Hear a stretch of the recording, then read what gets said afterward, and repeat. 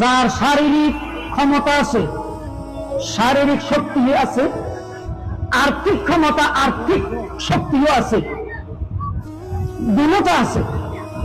Accident করার সম্ভাবনা বেশি, জেনায় লিপ্ত হওয়া, গুনায় লিপ্ত হওয়ার সম্ভাবনা বেশি, ওই ব্যক্তির বিয়ে করা ফরজ।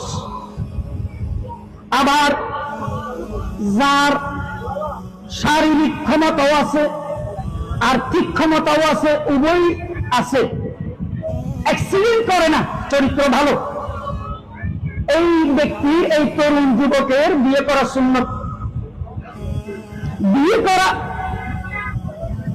মাকরুহ যার শারীরিক চাহিদা, শক্তি, ক্ষমতা আছে, টাকা পয়সা নাই, বড্ড অভাবে আছে, তাহলে বিয়ে করা মাকরুহ। শারীরিক শক্তি থাকার কারণে এই তরুণ যুবক রোজা রাখবে, যে রোজা রাখবে।